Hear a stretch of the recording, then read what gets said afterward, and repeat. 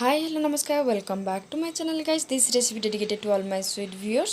ମୁଁ ଆଜି ଆପଣମାନଙ୍କ ପାଇଁ ଛୋଲେର ରେସିପି ନେଇ ଆସିଛି। ହୋପଫୁଲି ଆପଣମାନଙ୍କୁ ମୋର ଆଜିର ରେସିପିଟି ଭଲ ଲାଗିବ।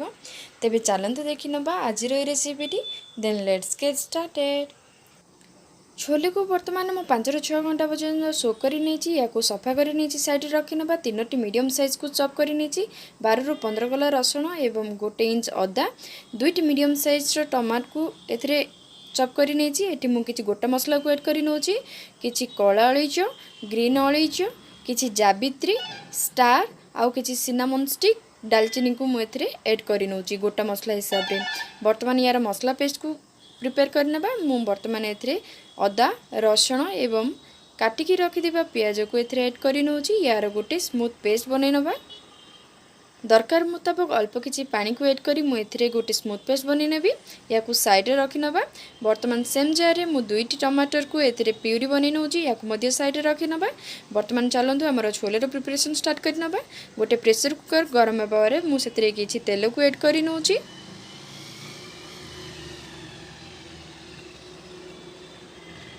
एथिरे आपण दरकार मुताबक तेल को ऐड कर परिबे। बर्तमान एथिरे भल फ्लेवर एवं कलर आसवाई मुझे अल्प किछि पिंच चीनी को ऐड कर नौची। चीनी टिके कारामेलाइज होगा पर मु साइड रखी गोटा मसला को एथिरे ऐड कर नौची। गोटा मसला टिके तेल सहित फुटी आसला बेलू से मु रखिथिबा जीरा को एथिरे ऐड कर नौची। जीरा एवं गोटा मसला को तेल सहित भाजी सारिबा परे बाटिकी रखिथिबा पियाज अदा रसुण पेस्ट को एथिरे ऐड कर नेबी एवं बहुत भल भाव तेल सहित या भाजबा पई देबी। मीडियम फ्लेम रे 2 ରୁ 3 मिनट या भाजी सारिबा परे मु एथिरे हळदी गुंड लंका गुंड धनिया गुंड को ऐड कर नौची। अल्प किछि जीरा गुंड को ऐड कर नौची। अल्प किछि मु छोले मसला को ऐड कर नौची। छोले मसला को ऐड करबा द्वारा यार फ्लेवर एवं टेस्ट बहुत ही भल आसे। एई सब मसला को बहुत भल भाव में गोळै नबा एवं बहुत भल भाव में या 5 ରୁ 10 मिनट पर्यंत लो मीडियम फ्लेम रे या कुक होबा पई दबा।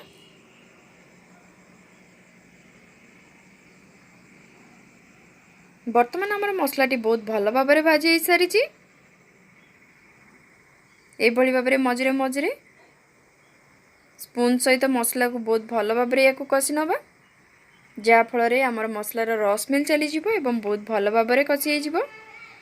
बर्तमान प्यूरी कर रखिथिबा टमाटो प्यूरी को एथरे ऐड कर नवा। टमाटो प्यूरी को बहुत भल भाव में मसला सहित गोळै नवा एवं तेल सेपरेट होगा जाए यही मसला को बहुत भल से फ्राए कर नवा।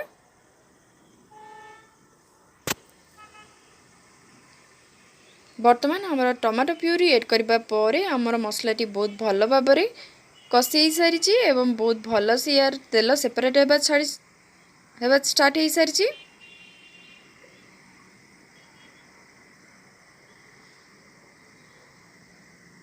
बर्तमान सो करी रखिथिबा छोले को एथरे ऐड करि नबा एवं बहुत भल भाव में मसला सहित या गोळै नबा। बहुत सिंपल एवं बहुत इजी बहुत टेस्टी मध्य रेसिपी। मसला सहित छोले को यह भाव में 1 ରୁ 2 मिनट पर्यंत यह भाव में गोळै नबा।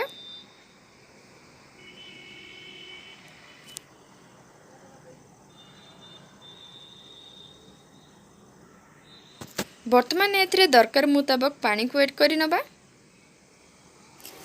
मु एथिरे टोटल 2 ग्लास एवं अल्प किछि पानी को एथिरे ऐड कर नौची। आपण आपनकर ग्रेवी अनुसार एथिरे पानी को ऐड कर नेबे।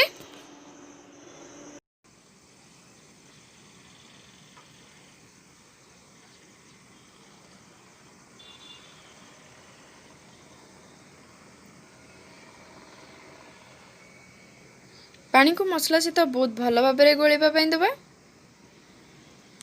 बर्तमान एथिरे मु स्वाद अनुसार लूण को ऐड कर नौची।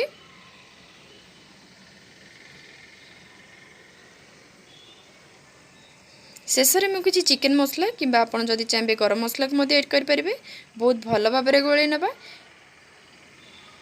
प्रेशर कुकर लिड को क्लोज करके या कुक होगापी दबा। मुझे टोटाल 5 ରୁ 6ଟି व्हिसल आसवा जाए या लो मीडियम फ्लेम रे या कुक कर नहीं। यार प्रेशर रिलीज होगा पर या ओपन कर देखि नबा। आपण चेक करेंगे जदि आपणकर यही छोले चना जदि आपणकर सीझी न था ताला आपण 1 ରୁ दुईटी व्हिसिल मध्य दे पारिबे। देखंतु यार ग्रेवी केते सुंदर सेट हो सारी, बहुत भल भाव में हमर छोले चना सिझी सारी। आपन को जदि दरकार ताले आपन अधिक सीटी मध्य दे पारिबे। एथिरे शेष में मुझे काटिकी रखिथिबा धनिया पत्र को ऐड करि नउछि एवं बहुत भल भाव में गोळै नबा। या को गरमा गरम सर्व करि नबा। Thank you for watching guys, see you soon.